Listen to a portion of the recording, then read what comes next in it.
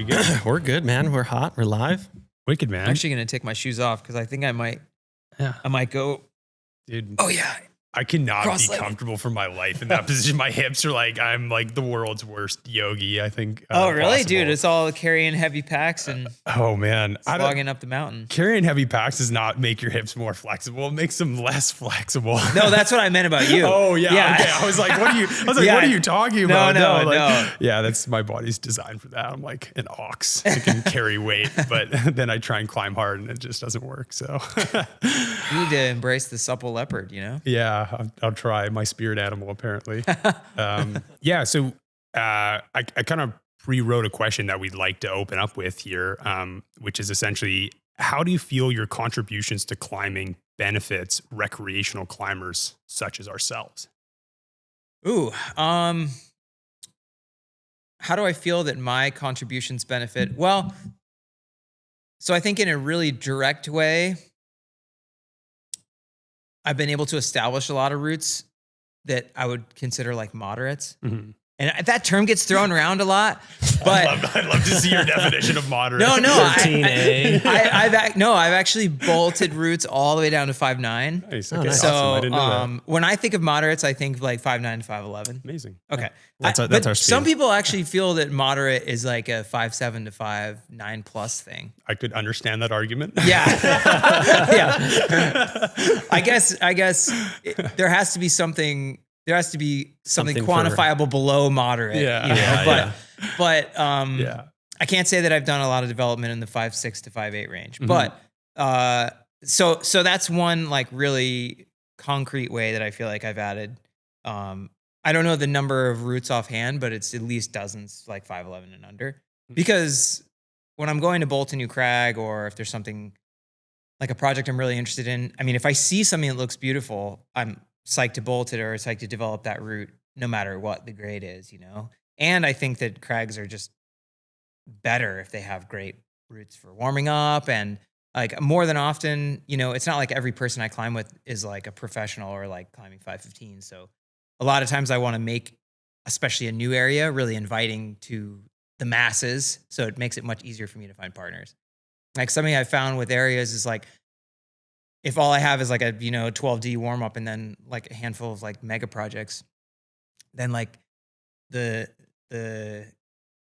number of people that I'm able to solicit into bringing with me to the crag goes down significantly, you know? Yeah. So when I see easier things that look cool, I'm always psyched to put them up. So it's not even altruistic. It's just like pure self-beneficial. Part of it is definitely All right, that. if I bolt like this range of 5'6", like I could convince all my friends to come belay me Yeah, for the day. exactly. Yeah. Part of it is definitely that. Yeah. So I would say that's a really concrete way. I would say I've done a lot of like time volunteering over the years. I was on the board of directors of the Southern Nevada Climbers Coalition for 6 or 7 years. So, we would do a lot of stuff in regards to stewardship in the area. So, trail projects, like community events, raising money for the LCO, but also just like, bringing people together and stuff like that. So that would probably be another way that I would say I'd benefit the overall community. And then, through the years, I've taught like a dizzying number of clinics and done slideshows and stuff like that that are engaging the community beyond just professional climbers. And more often than not, especially with the clinics, those are targeted at people who are climbing under 512. And so I actually interact with the kind of recreational climbing community probably more than people would think that I do. Mhm.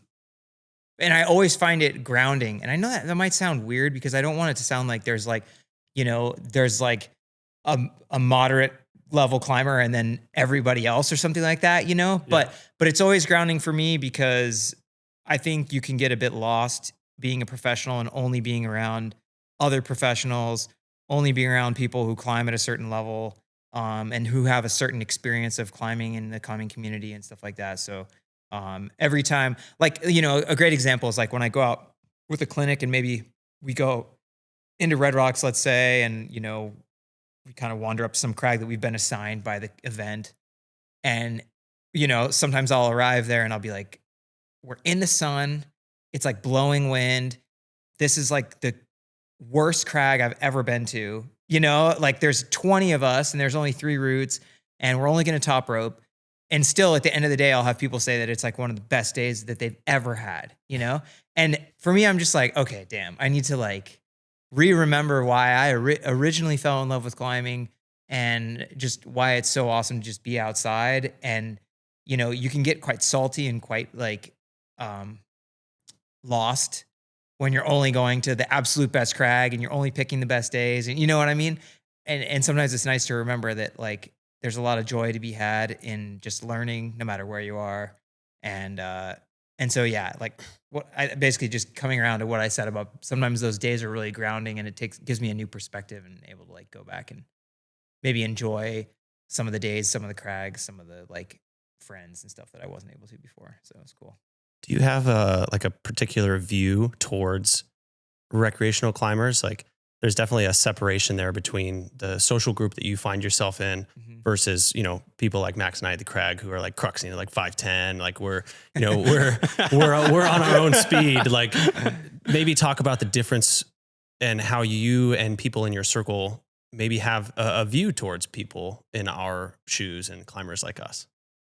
Yeah. I mean, well, first of all, I think what's really important to understand is like, it's not like there's a blanket derogatory view towards people that are, have 1 or 2 days per week to climb, and, do their best and go out and, maybe their goal is to perform their best, but they're just earlier on in their journey than I am, or maybe their goal isn't to perform. It's just to like recreate, just fully to be outside. Totally, yeah.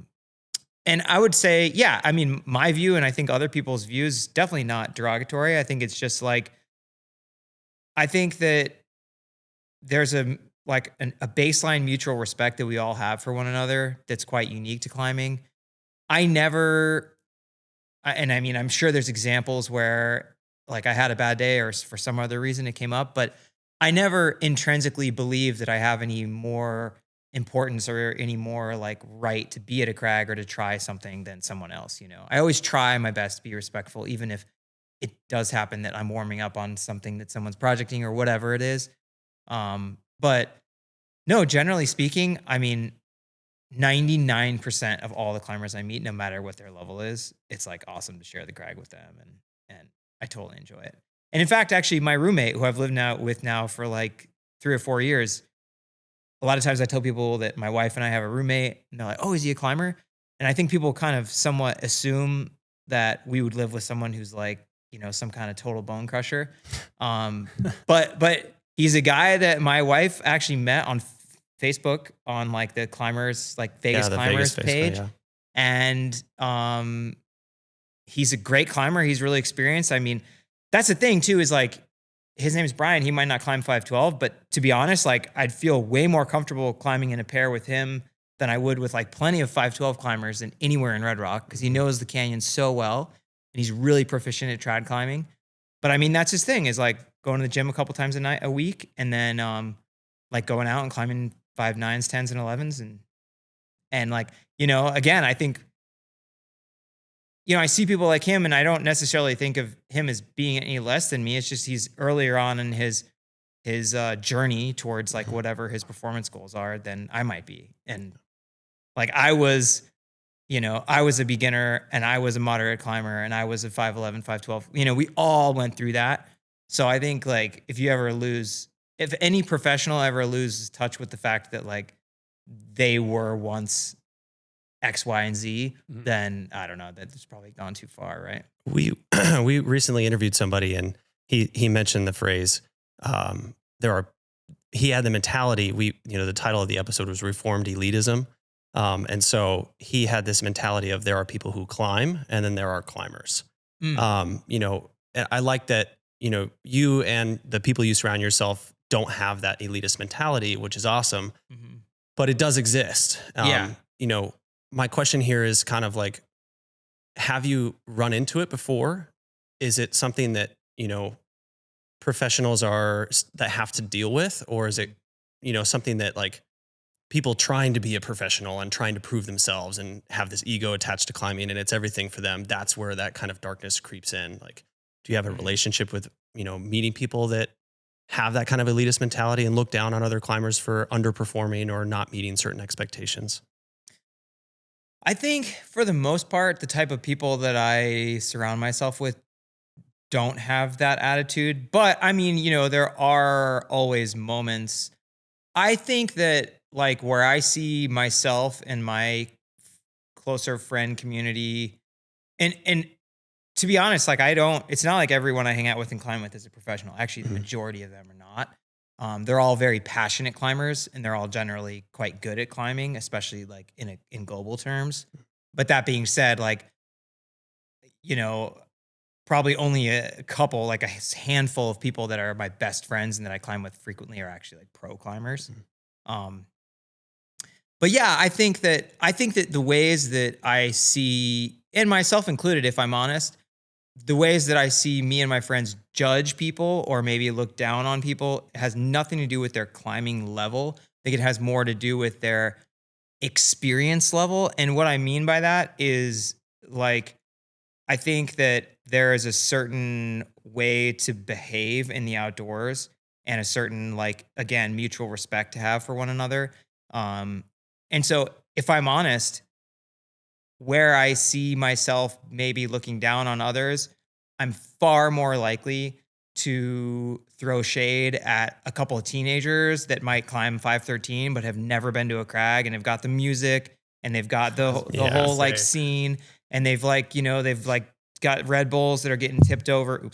Got Red Bulls getting tipped over and this whole deal. Like, to me, they have very little experience, even though on paper they might be a good climber. That type of person is the type of person where I might even say something to them or throw them shade or kind of like try and, help them correct some of their behaviors in a loving way or in like a tough love way. But like the middle-aged couple that's out there to climb 510 and is clearly knows their way around the crag and has like this isn't their first rodeo, I would never have. I feel like it wouldn't even cross my mind to have a thought of like, oh, you guys are climbing 10C, you guys suck. I'm more like, oh, respect. Like we get it. I'm grateful to be here with you guys and to share the crag and like, if you need anything, let me know or whatever, vice versa. So yeah, I think it's more about like understanding how to behave in the outdoors, mutual respect for these public places that we share, and mutual respect for like climbing and the climbing community in general. Those are the things that I might end up intentionally or unintentionally judging someone on, not at all like their climbing level. Cool, man. Yeah. I think it's just important to, pro climbers can be these mythical things sometimes. Yeah. And it's hard, you don't get a chance to really be in their shoes and think about like, what do they think of me? Or it's interesting. So it's an interesting perspective. So I appreciate you sharing. Of course, yeah, and I can't say that I've ever really thought about answering questions like that. So it's interesting to me too. Yeah, absolutely. I personally really liked your comment about the backpacks. It's like a personal vendetta I have about people with music in the outdoors. Like my girlfriend and I just like every time we're on like some alpine scramble or hike or like you're in the middle of nowhere, so far away, and there's just somehow always one person with a backpack speaker or something, just like blaring music. And I hate like sometimes I try and from their perspective go into like, okay, like they're like that's their thing, they're enjoying that. But then like just my belief system is just objectively like we're in nature, like trying to enjoy like the silence and the experience. Like that should be the default if somebody wants to experience that, So I have personal little vendetta with that. So that brought some happiness to me to hear that. Yeah, I totally understand. I mean, there aren't a lot of things you can do that really like directly affect the other people in having their experience, but that's definitely one of them. 100%. And I mean, there can be times when it's just you and a couple people and you're sure that no one else is around and there's no potential land managers or homeowners that you could bother or whatever, and you decide to play some music. Like for me, that's something that basically never happens. But I'm not saying it's impossible to enjoy music outside, but yeah, I fully agree with you in that, like, the reason that we're not at the gym, or at least one of them, is because we want to have a wilderness experience. We're not necessarily like looking to like get hyped up, and then who gets to choose the music, and then what if the music sucks, and all that stuff. Our taste of music's very different. Yeah. Or at least if you just offer like a gesture of, hey, can I play this? Oh yeah. Then I'm like totally cool. But if you don't even acknowledge, then I'm like, okay, that's super inconsiderate. Totally. Yeah. Or read the vibe too. Is like your climbers don't play, I don't know, like AC Slater or rap or something. Like classic piano, hard rock. I don't know, something. Lord. In relation to the original question, so you brought up some interesting and good points of kind of your way of giving back to the community. And something I'm curious about is, how do you view your exceptional performance as an athlete in the community, and how do you view that giving back to the community? Because that was something we didn't touch on in there. Is like, it was like more like tangible things that you had done for the community, but I'm interested in the aspect of your literal performance, and how do you think that influences, the climbing community as a whole broadly? Man, if I'm honest, it's really hard for me to see beyond the utterly selfish nature of like performance climbing. Like, I just don't like, it's hard for me to really like, when I climb a new 9B, is that making climbing or the general climbing community better somehow? And it's really hard for me to say yes to that. But I think that what I try to do is share. I mean, it's part of my job, but I also try to share my experience in a way that's relatable to people. And there have been a lot of times when climbers, like of all levels of experience and performance, have responded to me sharing about said experience with like, this helped motivate me, or this helped inspire me, or like I could see like this echoed something that happened to me, or a way that I felt about something. And it somehow helped me. So I think that, like, when I think about my impact, I also am just thinking about like, what is the purpose of having professional climbers? And I think that so much of it, like the performance is like a foundation that I think is actually really important, because generally speaking, performance indicates a certain level of time spent and obsession.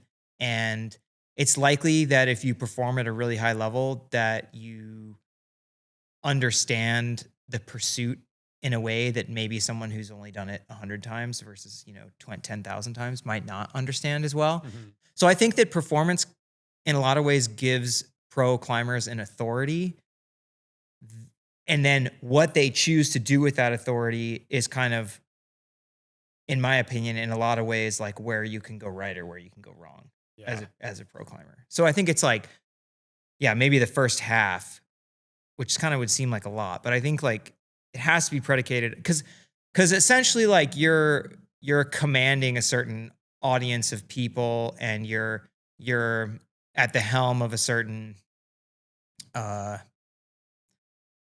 like, people are going to listen to what you have to say because of the performance thing, and they're going to follow you because of the performance thing. And I'm not even totally sure why. I mean, why do you guys think? I got a great answer for that. I think. Yeah. Like an example I could give is, I have zero proclivity to basketball. I do not play basketball. Perfect. I do not even watch basketball, but I idolize Michael Jordan as an athlete. Totally. Yeah. It's like The Last Dance, that document series, just his work ethic and his drive and his motivation. And even some of them can be very negative in a lot of aspects, like when applied to the general population. Like, it's insane. You should never do what that person is doing.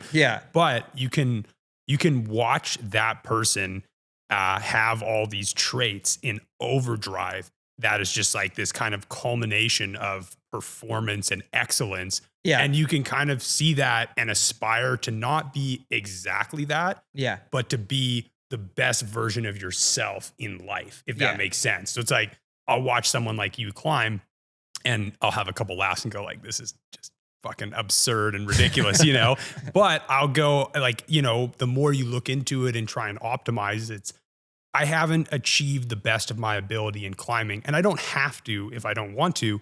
But if I want to, there is more that I can eke out and that I can do and optimize in my life to just in the pursuit of excellence for myself. Yeah. And seeing individuals such as yourself, weird, saying it's like analogous to Michael Jordan. I don't know how you feel about that, but not quite apples to apples, right? If we're going to be Totally saying the same thing here, but you get the broader point, right? Yeah, I it's get the point. inspirational, Yeah. it's motivational, and I think in society we really do need individuals in all domains, whether that's women's climbing, men's climbing, female sports, male sport, whatever. Go over the spectrum there. We need these individuals that we can kind of look up to and aspire to be, or who will motivate us to be the best version of ourselves. Yeah. So I think it's a really important thing. But Yeah. sorry to just continue with my rant here, but I did really like the point you made there, where as one of those athletes, that's just the first step or the half mark, right? It's like, Kyle's talked about this before, where, if you're like amazing, but then you're like a total dick, and nobody wants to work with you. You're not a good role model. You don't sell products well. It's like, well, then like, what's the, like, how do you bridge those two? You can't. They're kind of irreconcilable. Yeah. Yeah. And there's plenty of people that are incredible athletes, both in climbing and in all kinds of other sports and pursuits, who might nail the performance aspect, but there might be too much ego involved. It might feel like their motives are misplaced. Like there's other things that can really, at least for me, make it very difficult to actually feel influenced by that person, because like it's fine to be really, really good at something. And I think to some degree it's always admirable no matter what kind of character you are. But like, yeah, I mean, your importance and relevancy and like influence can just go so dramatically downhill based on character traits, and what you decide to do with whatever voice you've been given because of your talent or, whatever it is. So, on that note, you had mentioned that it could either go south or positive, right? Mm-hmm. What are some examples of each? So you're given this voice, you're given this platform through your performance, through a brand, through attention, through an audience. Mm-hmm. How can it go south? How can you abuse that power? Like, where does that go wrong? Yeah, I think something that I see most often is there's like underneath this veil of strength and superiority, everyone's vulnerable, right? And this is kind of what I was trying to say before, is I try and share things that are relatable no matter what type of climber you are or what level of climber you are. Like what I see that really bums me out is, and this happens mostly with younger climbers, but it can happen with everybody. But you can be inauthentic to the point where your online persona is entirely different from your in-person persona.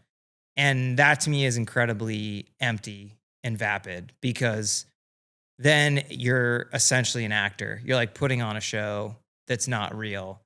And I know people that have done that for years and decades even, But then again, I know people that maybe did that at one point and then came around to be an authentic version of themselves online. I think just so much of what we do and what we say is communicated online, that the type of like integrity that you have online is like critically important nowadays.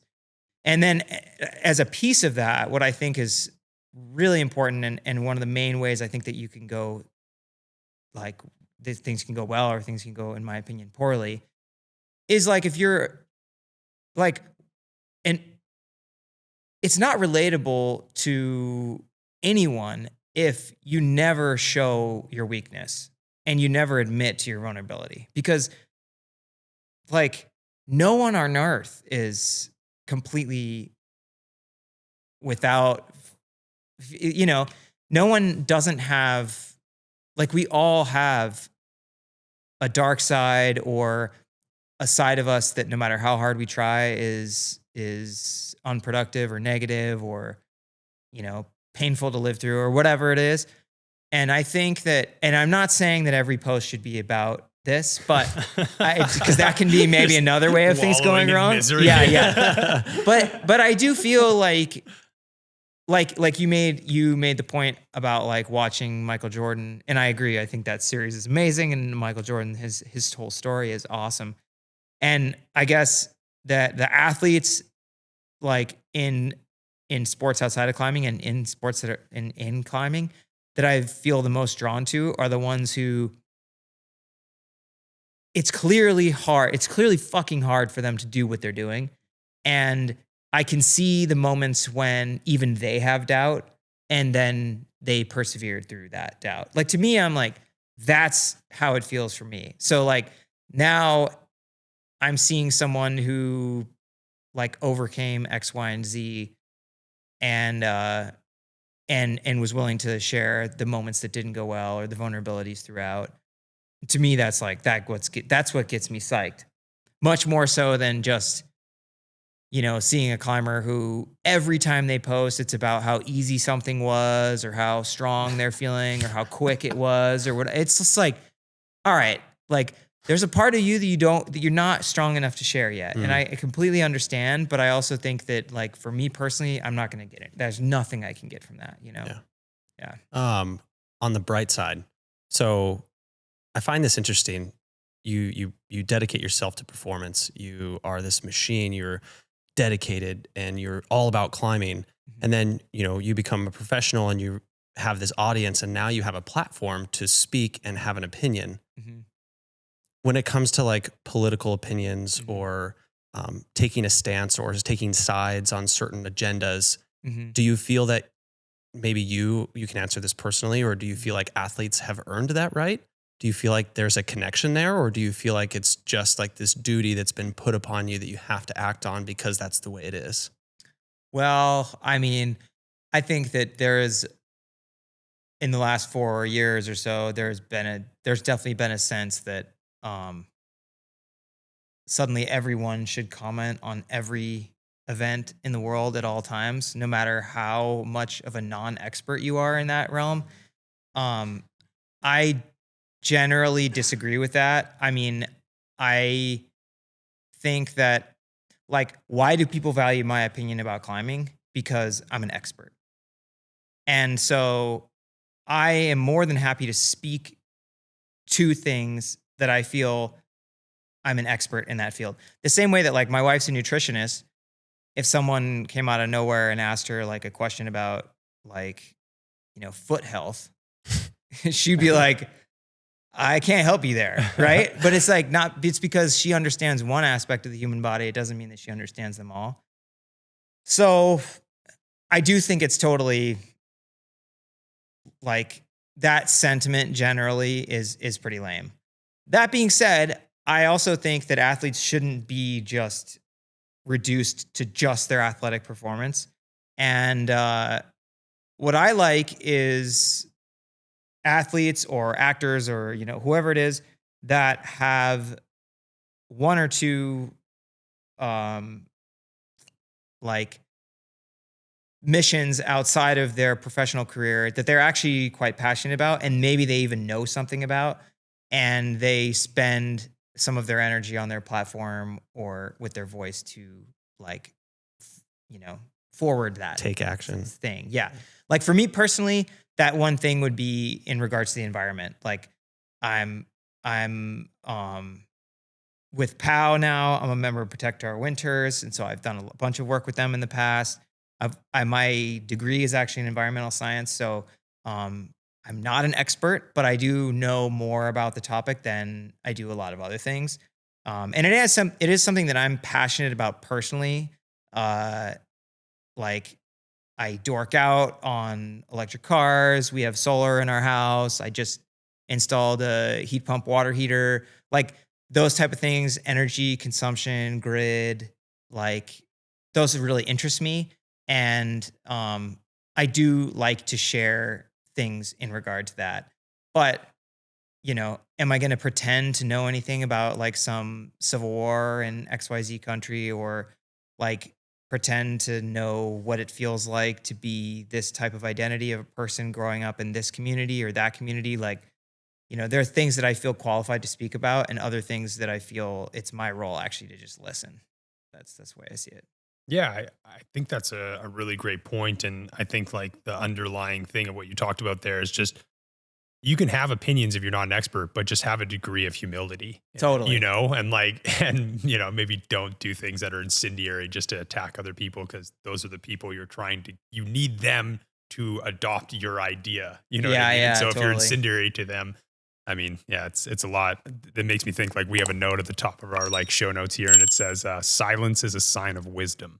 That was actually in relation to just like it's okay to have like pauses and silence, Yeah, and because totally. you always want to fill that gap with something, but Yeah. also strangely applied to this. Yeah, totally. A little bit earlier before we started talking about that, we kind of were talking about character traits and this authenticity. Like that our avatars online, like, are you authentically portraying yourself and your vulnerabilities?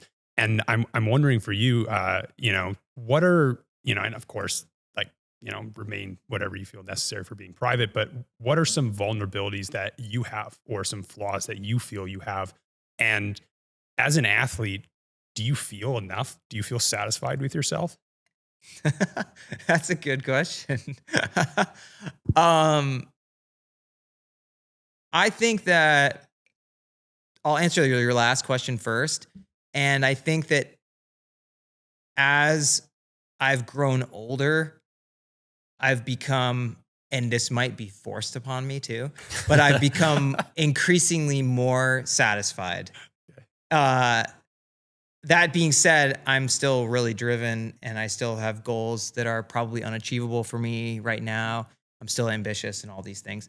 But I think that a part of growing older is like definitely not verging on complacency, but it's tending more towards contentment. Because there's less time and mobility and opportunity to really change.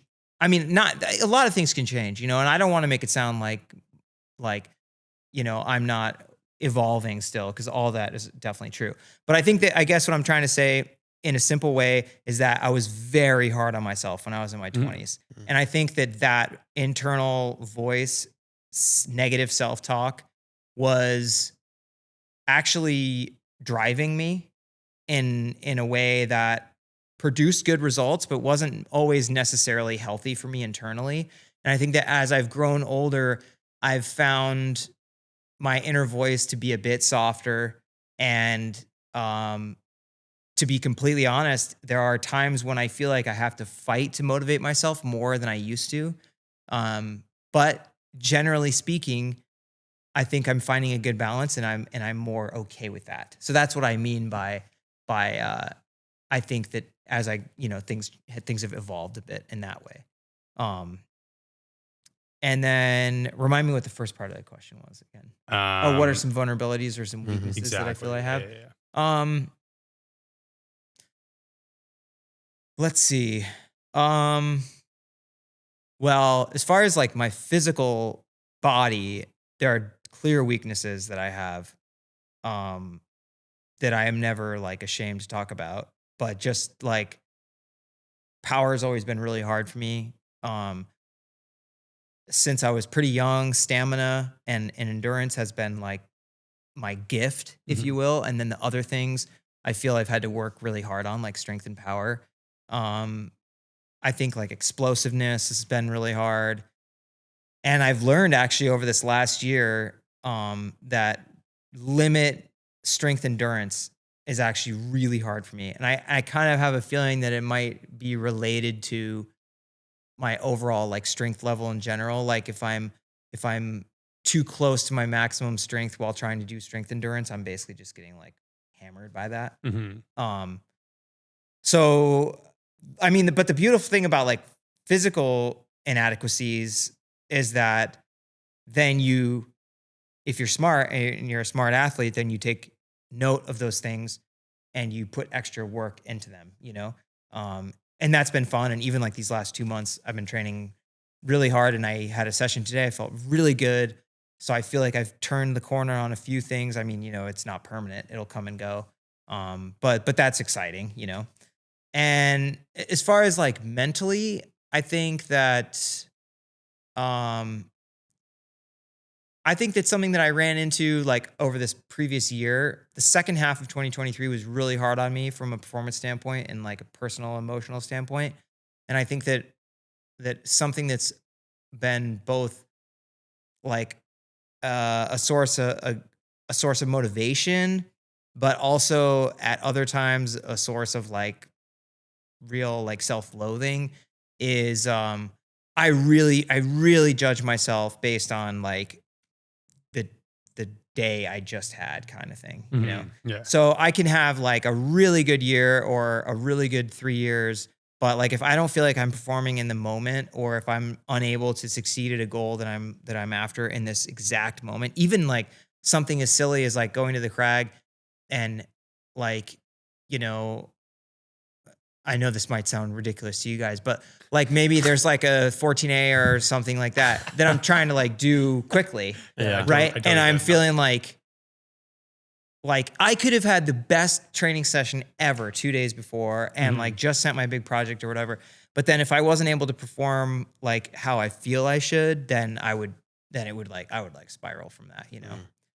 So, but again, I think that there are times when that's helpful and been motivating to me because it's like, it helps me to feel like always driven. Like I don't really take the back seat. Like even if I've had a really good season or I've just sent something really big, I have a lot of peers and I see other people in the climbing community that almost like coast for a season after that. And for me, it's like, you know, the feeling of success might last like a week or something. And then immediately it's like, what's next? I have to keep going. I have to use this as like as a momentum as opposed to like kind of benefiting from this thing that I did one time, you know? Yeah. So yeah, I mean, I'm sure if I thought about it hard enough, there's tons of other. You can keep going down the rabbit hole. Yeah. No, I get the point you're making with the 14A where, you know, like all these things are relative, right? They're relative to individual ability and psychology and your history. And there's so many things.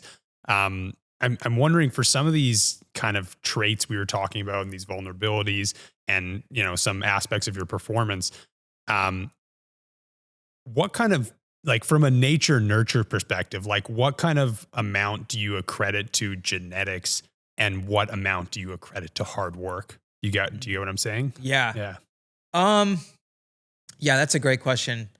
Well, first of all, I do believe that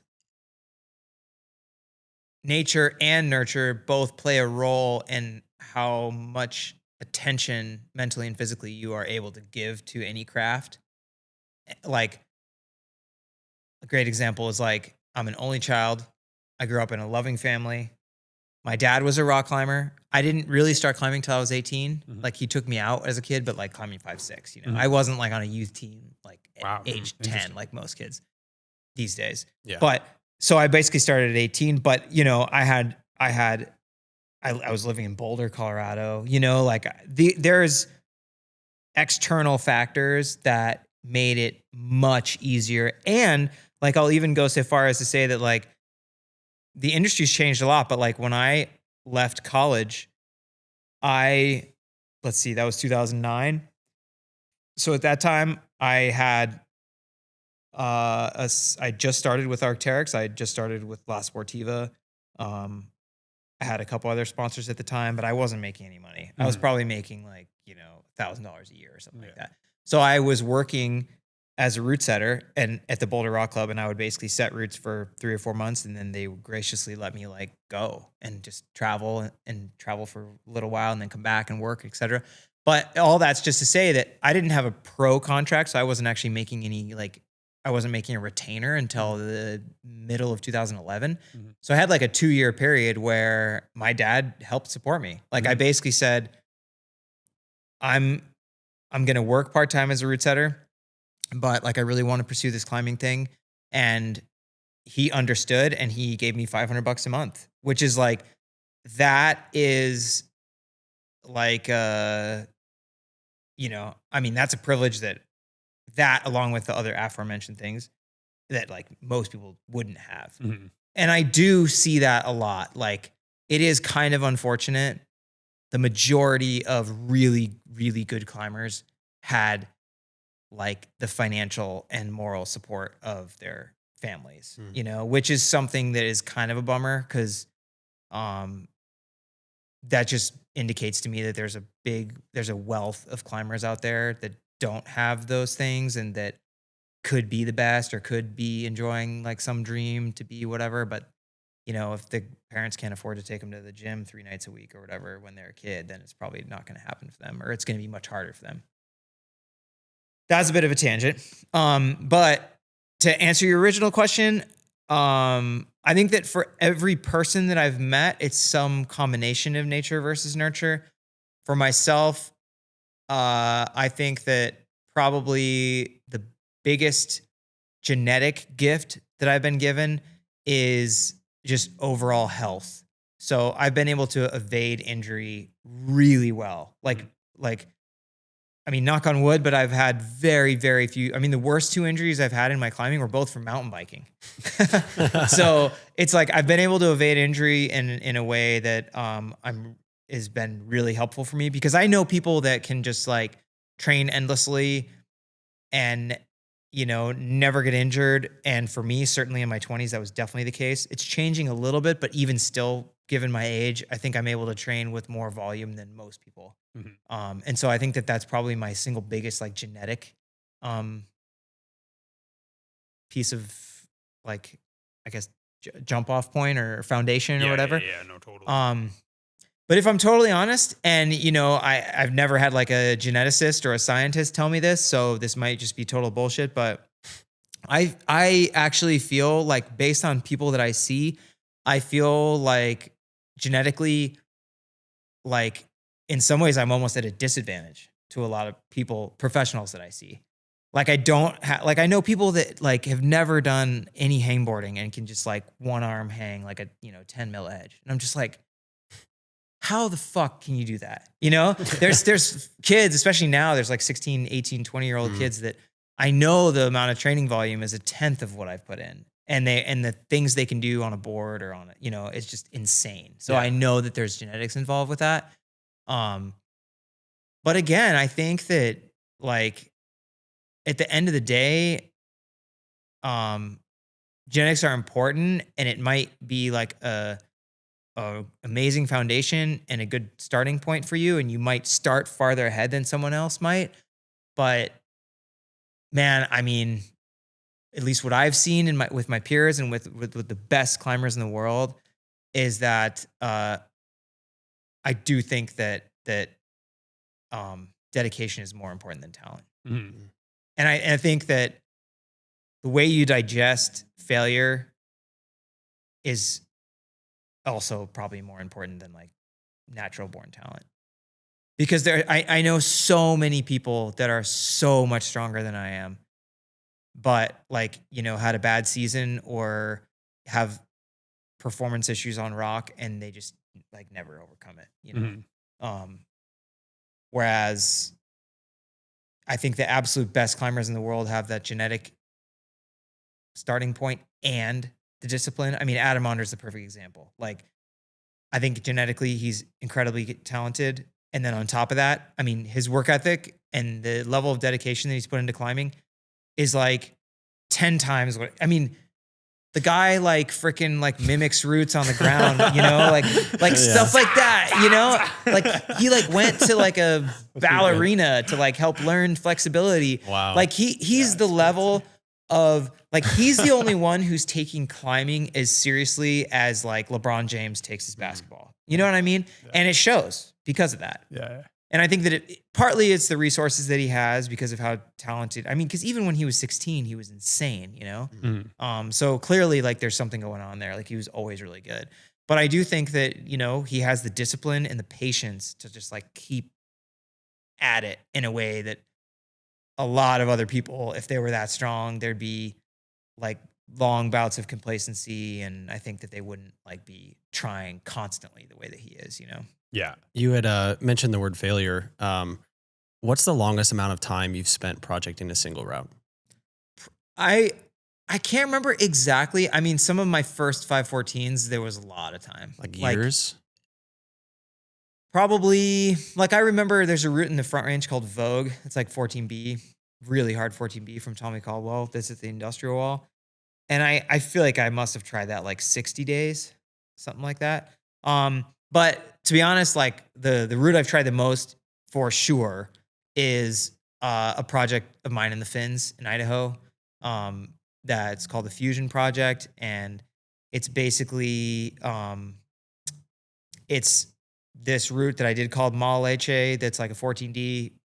There's like a little new section of climbing that's probably like V8 or 9. And then you go directly into like, you basically go directly into the start of algorithm. So it's more or less like 9A, V8, 9A, something like that. So if I think about collectively the time that I spent like trying algorithm, which is a first ascent that I did 12 years ago at the Finns, and then the amount of time I put into doing Malache, and then I've had 3 separate trips trying the connection and I still haven't done it.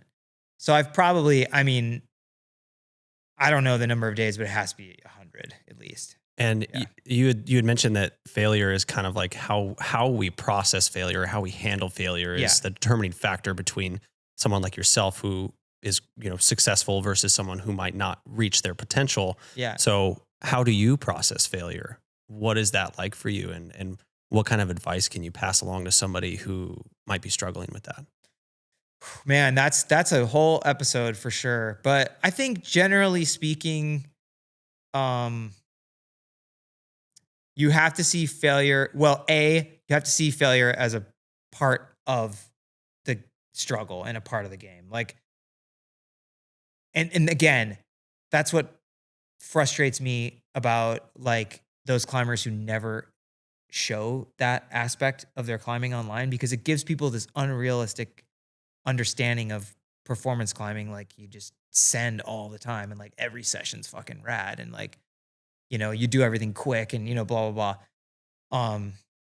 I think that first is just accepting the fact that it's a key element. It's literally like, if you really think about it and you judge success as just like sending and then failure is everything but sending, then it's 99.9% failing, you know? So I think what's important is recognizing that it's a huge piece of the puzzle. And I think that one of the best ways to metabolize failure is to be critical of how you can improve physically, mentally, or emotionally so that you might be closer to success next time. Might not even mean you're going to succeed, but be closer to success. So I think it's just generally about, I think a lot of people see failure as like kind of the end of a certain evolution of some sort, but I definitely see it as like a piece of evolution instead. Yeah, I see that. Yeah. As long as you're growing from the process, then failure is not the end of the road. Totally. And I think it's easier said than done. And I think that one of the hardest things about failure is developing a relationship with a certain route or a certain move or a certain, you know, you can take this to any aspect of life, that then creates anxiety or intimidation for you to want to try it more. That's the thing that you really have to, like, that's what I see really frequently, even with really high level climbers, is like repeat failure creating a certain anxiety.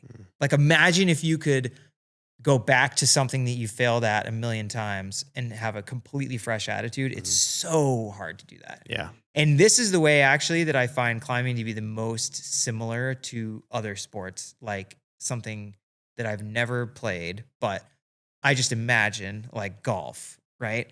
Like, or tennis, or any of these like point-based things where, I mean, football is the same and whatever, but it'd be so easy if you had like a completely like if you were totally off the rails as far as like your reactions and your emotions, then you'd let like one bad play or one bad like golf event or whatever hole like totally bone you, and it would literally change the way that your swing is for the rest of the day. But the best golf players and the best tennis players, they can have a really bad game or a really bad hole or whatever it is and start practically fresh on the next attempt. And that's actually an area where I think climbing still has a long way to go, because man, if you could come back to a project that intimidates you, that you have a history with, and you could have that fresh attitude, like, yeah, holy shit. I mean, that could be like game changer, I feel like. I think that sounds kind of almost in some weird essence, just the secret to life.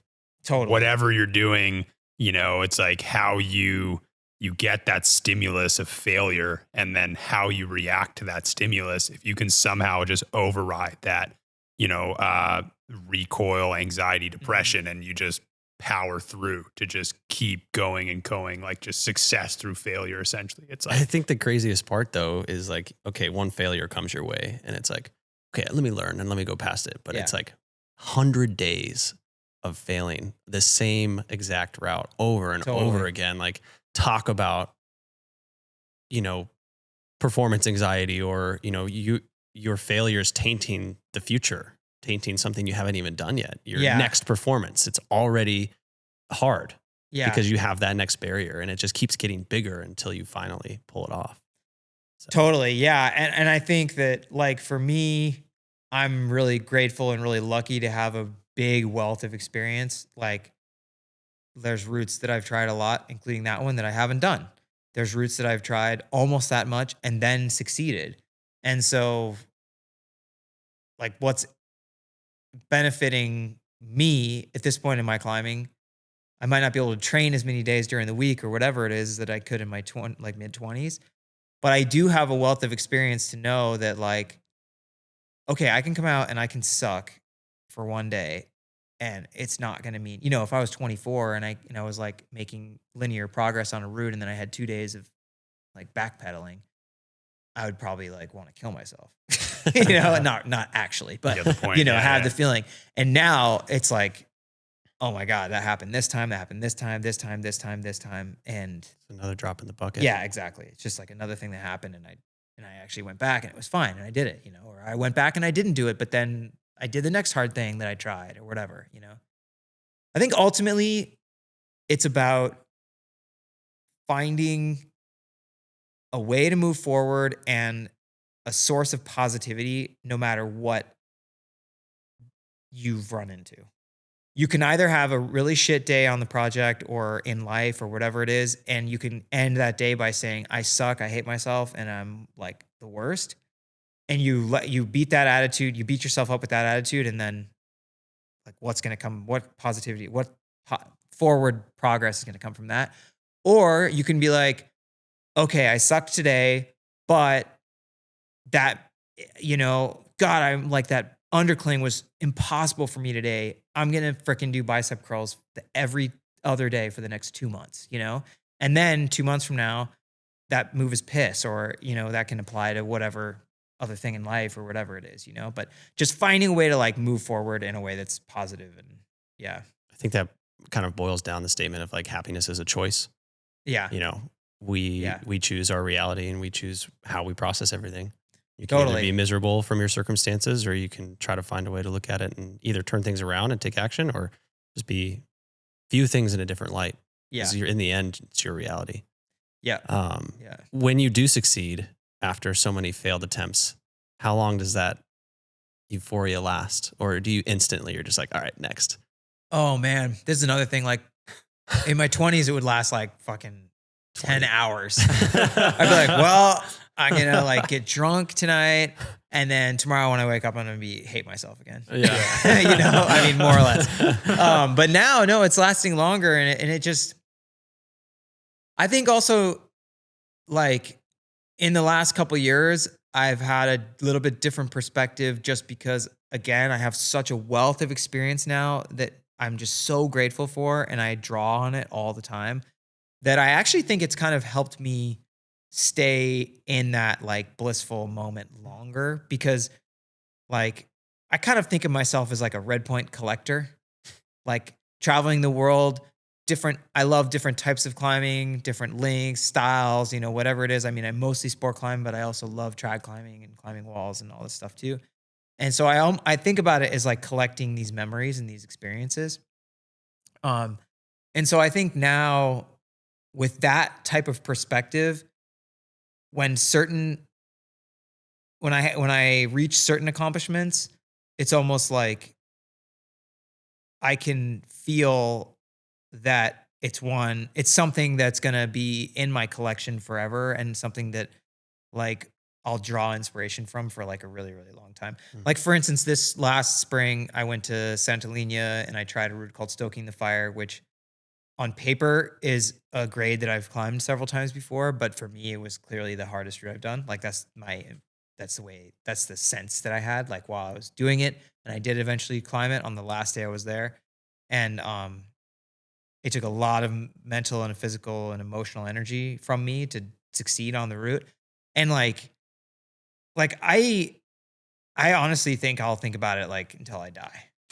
Just like think about like how much how much energy I feel like I put in to this project, like my relationship to the route and the story, you know, of feeling just so much uncertainty and so much doubt in like myself, and then yeah, like it's so cliche, right? But digging deep in a way that I felt like to be honest, I kind of almost feel like it was like too much. Like I think that in retrospect, I probably should have tried, you know, about half the amount of time I did, and then like changed my objective and trained and come back or whatever, just for like mental, emotional health. Yeah. But I am really proud of like how much I pushed to like make it happen, you know, and yeah, like I said, I mean, I think I'll remember that forever. Um, so yeah, some of the memories definitely last for like a really long time, but some of them still, and that's the beautiful thing too, right? Is there's always a relationship between how much energy you put into something and how much actual value it has to you.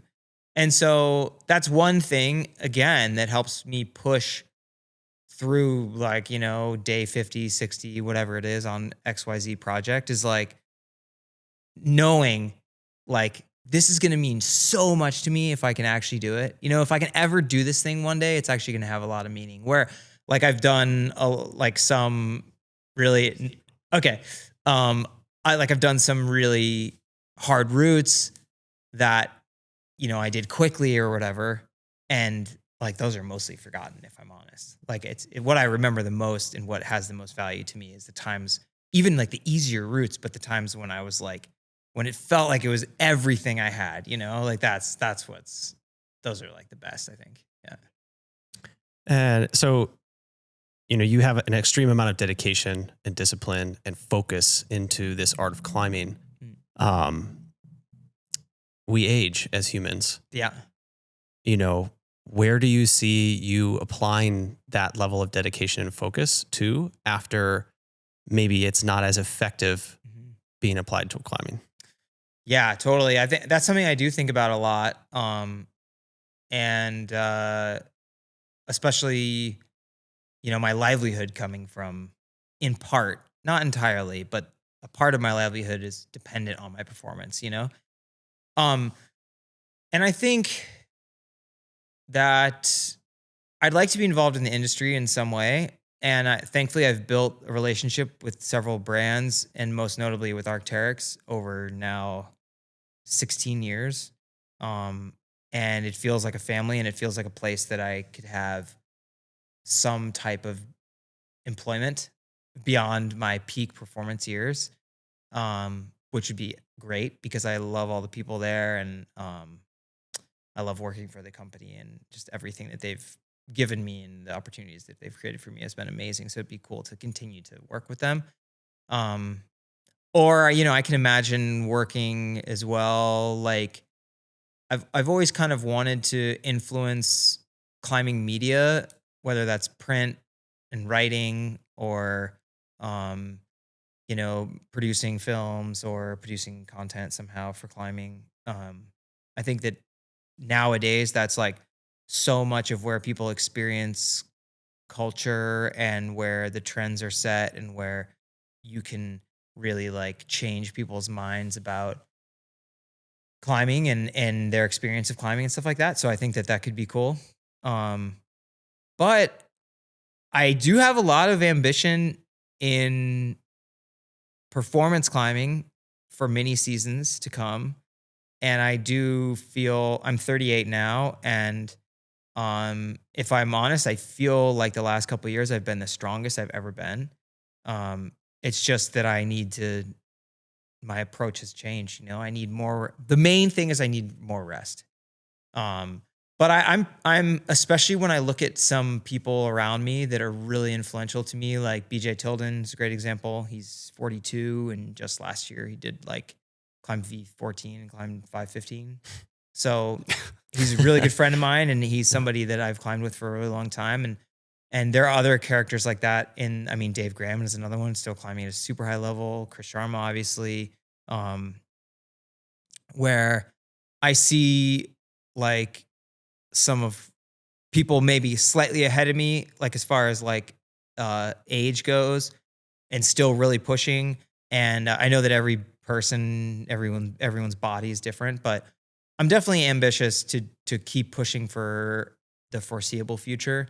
And then I do imagine if my brands and the community of climbing is willing to give this to me, I do imagine there being a handful of years too where my focus would be way more on like long routes and more trad climbing, and potentially taking the level down a bit, but maybe adding like some more elements of adventure or risk or whatever it is. I think that really interests me too. So yeah, hopefully I've got another. If I'm going to be really optimistic, I hope I got another 10 years being a pro climber, but we'll see. Hell yeah. It's awesome, man. Well, nice, man. Thanks. Unless you got anything else, Max, I think that's a great place to leave it. That's a perfect place to leave it, man. Yeah. We'll leave it on a good optimistic note. Yes. Do my best. Yeah, always. Yeah. Thanks so much for coming on the show, man. Really appreciate it. And it's been awesome having a conversation with you. So thank you. Yeah. Definitely. Thanks you guys for hosting, and yeah, good to look over the lights of Vegas and enjoy this weird penthouse for a night. Yeah. Awesome, man. We're good, right? Sweet, we're good. Thanks, guys. Awesome. Yeah. No, thank you so much. Yeah, thank you, man. It's just been awesome chatting with you. Yeah, So that was likewise. fun. Yeah, that was- thanks.